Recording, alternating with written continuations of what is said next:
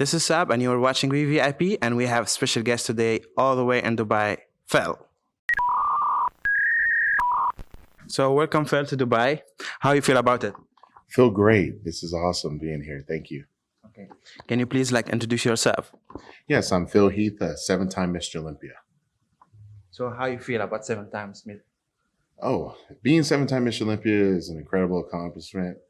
Being tied with Arnold Schwarzenegger, obviously, as he won 7, but I actually won 7 in a row. So it's just, unfathomable, really. And, I never got into bodybuilding thinking that I would be a world champion, let alone Mr. Olympia, 7 years. And with the record being 8, I'm right behind some of the greatest of all time with Lee Haney and Ronnie Coleman. So 7-time Mr. Olympia for sure is awesome. It feels great being able to travel around the world, meeting people. They recognize you everywhere. Becoming someone's role model is also an incredible responsibility that you happen to take on, whether you like it or not. But I take it with great gratitude and appreciation for what I've been able to achieve. So overall, I'm elated over this experience. Okay. So how it feels, for example, since the first time you have the first title and having multiple title, is it more responsibility to have that title under your belt? Absolutely. Winning your first one, you realize that every why in the road that was taken got you to this point. So of course, it's one of those experiences where it's almost like your life flashed before your eyes. Like, wow, all those decisions I made from young adolescence to early adulthood to now got me here, and it was worth every ounce of sacrifice and dedication. Now, repeating that process took a lot of sacrifice, obviously, but a lot of hard work, because you always have the rest of the world coming after you. So you not only are running your own race, but now you're trying to beat your own personal best every year to maintain that level of excellence. So I would say each year has its own individual story as to how I was able to retain that title. And it helped me grow into be a better man. Since you start actually your career, you start in basketball, playing for Denver Division One. How do you make that shift to bodybuilding? Oh, playing basketball was my first love for sure. And I was very fortunate to obviously have some good God-given genetics and being able to apply those into bodybuilding. To be honest, not being the star athlete in basketball led me to bodybuilding. So I'm very thankful that I didn't play in the NBA or something like that, because I would have probably played and then never found the sport of bodybuilding. But due to the fact that I ran into some friends in college that were already competing, and they always just provided a lot of positive encouragement to say, hey, you should try this, man. Like, if basketball doesn't work out, you should always just work out, man. And you already have a good physique already. And I would always be very, very shy and say, oh, I could never look like those guys in the magazine. And next thing you know, 3-4 years later, I'm on the cover of that magazine. So it just goes to show that anyone even watching this or listening, you just never know until you try something new. And you always have to just be willing to put your best foot forward. Okay. So how it goes, when you decide the first time to do a competition, how you go to that experience, it must be something you cannot forget. I'll never forget my first experience. I mean, you go from watching it as a spectator to being extremely nervous and anxious at the same time, because in basketball, you're always wearing the baggy shorts and the sneakers and whatnot. In bodybuilding, you're wearing very little clothing. So it's like your nightmare coming to life, because every insecurity can come out to your expressions on stage. So you have to be very comfortable with who you are throughout that preparation going into contest day. So you learn a lot about yourself, like how you maintain your level of composure under that stress. So I would say that my first experience was very nerve-wracking. Thank goodness I won my first contest, because not a lot of people win their first amateur show. So I was able to experience individual achievement by having people, applaud my hard work. Whereas normally playing on a team sport, the team wins. And even if you scored all the points, your team won. Whereas for this, You put in the work, you ate the food, you did the cardio, you did the workouts, you dealt with life, ups and downs and obstacles just to get you to this point. So uh, it definitely drove me to want to continue this sport. Okay. Back to the time like before the social media and everything, how actually you find the inspiration between like your food routine, and nutrition and everything, so how you create your own like mode of food. Yeah, so you're absolutely right. Back in 2002, the only thing we had as a resource was Flex Magazine, Muscle and Fitness, and books, those things. The internet was not as vast with knowledge that we have now, and social media wasn't even a thought. So, I took photographs and would actually print them out because that's what we all did. And I would then take like a marker, a texter, and like almost pseudo Photoshop, like how I would want my physique to look. So I'd say, okay, you need more shoulders. So then let's go buy a Flex magazine with the favorite bodybuilder that has the best shoulders and follow his routine. And then I started writing down every type of food I would eat and then cross-referencing the books with the magazines, but with also how I looked. So I was doing like weekly progress pictures of myself. And that way I was able to dictate whether or not the certain process was working. Because visually in bodybuilding, that's what you're graded on. You're not graded on how much weight you can lift, but you're graded on how muscular and separated and conditioned the muscle is. So I was able to become my own trainer by just reading tons of material on how to gain a better physique. Wow. Okay. And also there is very important fact when it comes to bodybuilding, which is actually the discipline, and your lifestyle. How you have that balance actually, because you need to work out mostly like twice a week or 3 times a week, how you have that dedication. What is really motivate you? I think understanding that if you want something you never had before, you got to be willing to do something you never done before. And I live by that. And I recognize that anything that you can close your eyes and envision, like how you want to look or something that you want to achieve, if you think about it long enough, you actually could potentially get emotional about it because it's your dream. So you're never supposed to give up on those dreams. And you have to work very, very hard and very smart to get those small little victories here and there. So although you have like your 5-year plan, but you should also have a plan every week. Yes. And that's where you start developing relentless momentum. And once you start getting that momentum going, like those workouts become more intense because you develop more confidence. And in order to promote more confidence, you have to be a student of yourself and how you handle your stress and how you understand your body and you're listening to your physique and you're paying attention to what food to eat. And then most importantly, are you having fun? If this is something that you find enjoyable, you're going to continue to learn about it and you're going to love every second of it. Even those hard leg days that normally you would be scared to do, you challenge yourself because it's what you want. And normally with maybe even in your own personal career, you may not want to go to that nth degree because you're just satisfied just being right here. But with bodybuilding, you're always in the pursuit of one's own perfection. And it's something that I realized very early on that this is my physical art and that I get to express in front of strangers that will maybe encourage them to go after their dreams, whether it be in bodybuilding or something else. Yes. You mentioned a very important point when you speak about the first time you see the magazine and you said, why not? I can be there, Nowadays, actually, social media become very disadvantage for bodybuilders because by exposing their own achievement on social media, how you deal back then time with like negativities and that kind of rejections and many things that you cannot do it. How you advise the people today to go against bullying?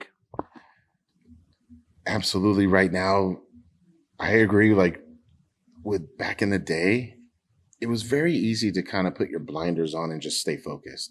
Now, because of social media, so many people have access to you and they can tell you how they feel. And one thing I will say is playing basketball, playing football, stuff like that, you do recognize that you're going to have hecklers and haters and people just trying to distract you. For me, I realized that early on that if you're good, people are going to like it. Some people aren't. And sometimes the people that don't like it, uh, they're just heckling you. So it does take a lot of thick skin to be able to deal with those naysayers. But those people, any type of bully in that regard, usually are the ones that know how good you could actually become if you don't listen to them. Yeah.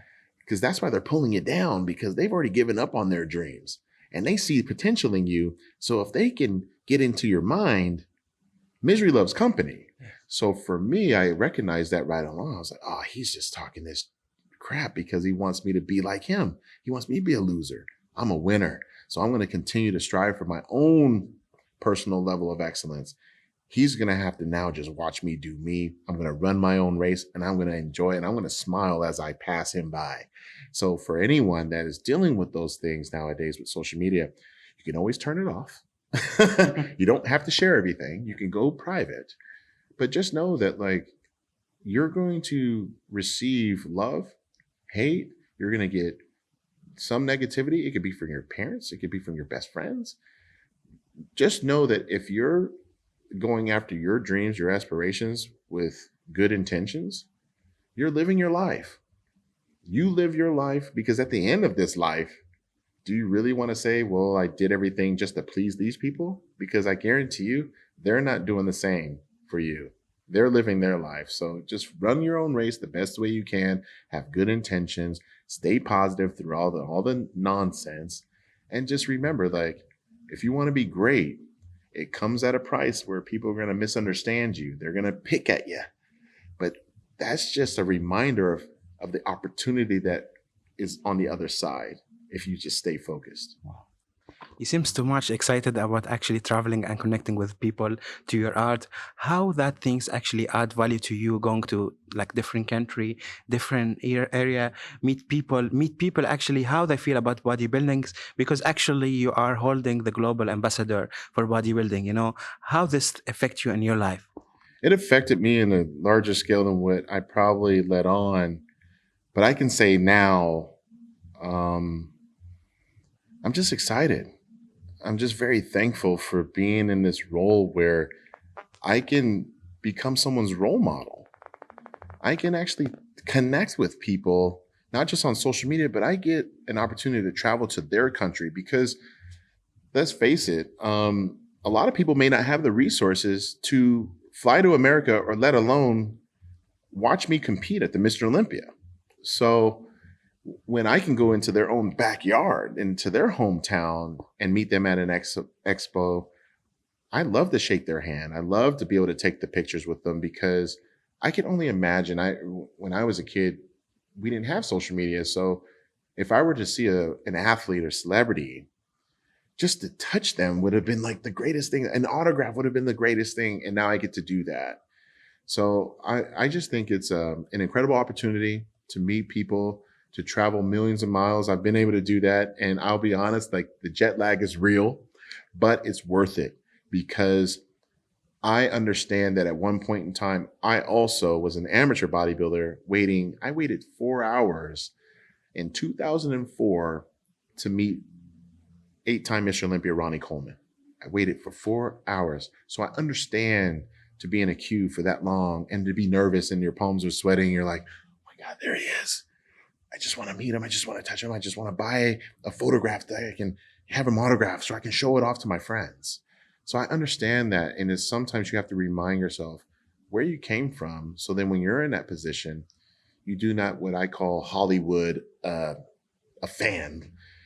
I can't sign everybody's autograph or take everybody's selfie, but I can always acknowledge them and say thank you. And I can't, but I thank you. What's your name? Oh, Tom. Thank you, Tom. I have to go. But you do your best and you lead with positive, energy, and those good intentions will penetrate those fans, I believe. So how you feel like about actually Middle East and Dubai in general that's promoting like fitness and bodybuildings and so much like actually you have big fan base in the Middle East, So what's your opinion about the bodybuilding in the Middle East in general? I think they're some of the most passionate fans I've ever encountered. And I'm so honored and privileged to meet them and to be their champion, you know, on and off the stage. So, you know, I enjoy it, like for sure. I mean, trust me, if I could come out here more to meet them, and I hope to plan on doing that because there is that love, and just like any athlete, celebrity, whatever, they're always going to look at the areas of the world where they have the most fanfare because they want to meet those people. They know that, like, hey, in the Middle East, like, if your name is big, like, why wouldn't I make an opportunity? And you know, obviously, having promoters like Nick Blair with the Dubai Muscle Show, them providing those opportunities, not just for me to make a living and to be paid to come out, but actually to connect with those fans that would never have an opportunity like this. So it's really good to be able to have it work for the athletes, the celebrities, and the fans. Very good.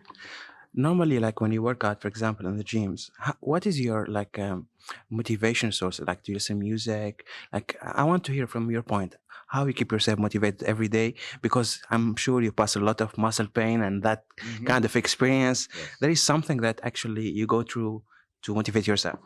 Yes. So every time I go to the gym, I try to remember why I'm going in the first place. And that purpose is what drives me. And because sometimes I can say, if you just drive to the gym and you don't really think about what you're going to do, you're going to go in there and you're going to get distracted. So I go in there thinking, if I'm training chest or if I'm training back or if I'm training legs, what exercises do I want to do? This is about me. This is the one time that I can make this about Phil Heath, nobody else. And if I put those headphones on, that music has to have purpose also to get me to lift that weight the best way I can. So it can be spoken word, it can be rock, it could be heavy metal, it could be hip hop, it could be dance, it could be anything for that workout. And I use a mixture of everything because you got to keep in mind, I've been bodybuilding for 15 plus years professionally. So you know, those workouts can become very monotonous. So you definitely have your playlist for, hey, this is Phil's playlist when he's energized. This is his playlist when he's tired. This is his playlist when he's angry or sad. And you have to do that. And we have the luxury to be able to do that. So it's just having what I call more method to one's madness. So I go into that gym and everybody knows that that guy, yeah, Phil, yeah, man, you can tell he loves what he's doing because I love every second of it. Yeah. You seem so much like passionate about your own art, and I'm sure like one of the future champion right now, like watching this interview, and he want to hear your advice to yourself. Actually, when the first time you heard that magazine and you say yourself, "I can be champion." So, what really advice you give to everyone that actually want to have a career in bodybuilding, you know, and like just like a motivation message, you know, to them?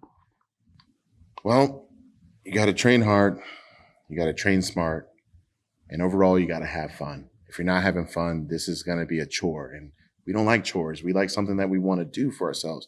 And bodybuilding is one of those very few things that if you do it correctly, you can look great and you can feel even greater. So I would say that, and maybe one more thing. No one can want success more than you. So with bodybuilding, just like anything else, no one can want you to be a better salesman than you, a husband, wife better than you, bodybuilder better than you. So that means you have to be willing to do the work.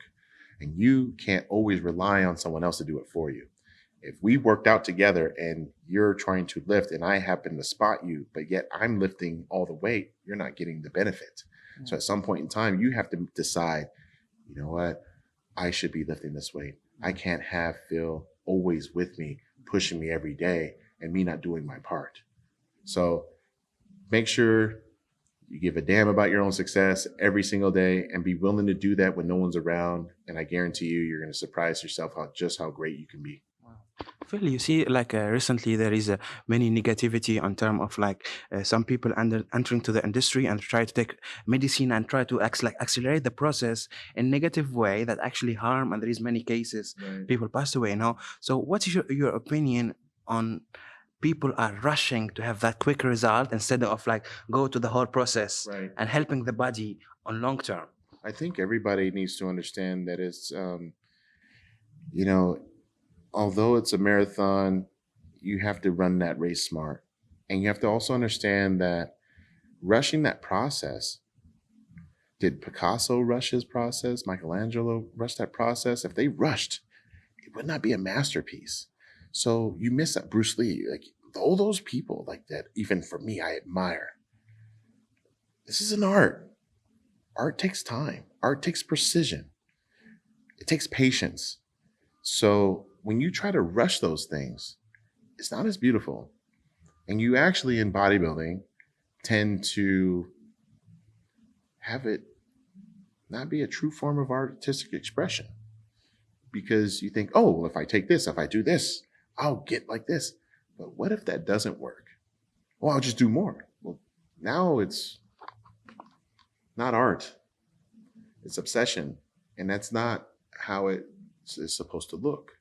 And usually when you see people on stage, you can kind of tell who rushed it and who took it the slow way.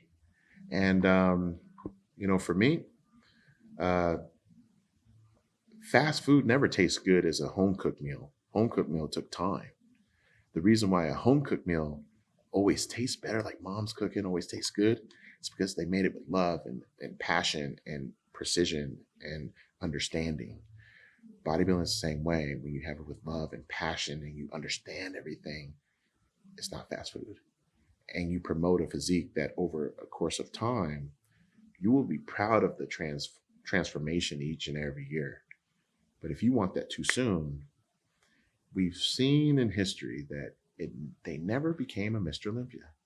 Those people that shared the same patience as the Schwarzenegger and myself over the last 55 years of the Mr. Olympia contest, you see the difference in physique. And it was because they chose it as a patient, artistic form of expression that once we got done competing, we all kind of share the same story of how we went about it. And we did it with intelligence, not just the physical part. So I always encourage people to become better students of themselves and be very patient, because even like I wouldn't say a president, but maybe like a CEO of a Fortune 500 company. Like, think of Jeff Bezos with Amazon. He's supposedly like the most wealthiest man in the world. He didn't start off like that. He had to be patient. His company wasn't thriving the first year, the first 5 years.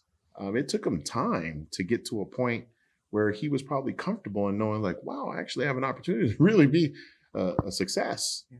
But if you rush that or you get cocky or arrogant, that's when those companies that go up, they come crashing down. And the same thing can happen with one's physique when they're not paying attention to their nutrition and their process. So to end this interview, we have very important questions.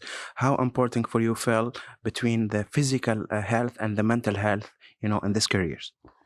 I think it definitely starts with mental, but usually physical is what gets people going, because they're like, hey, I see this guy. I want to just go in there and I'll train and I'll not know exactly what I'm doing, but I think I know what I'm doing, and I'm getting those endorphins.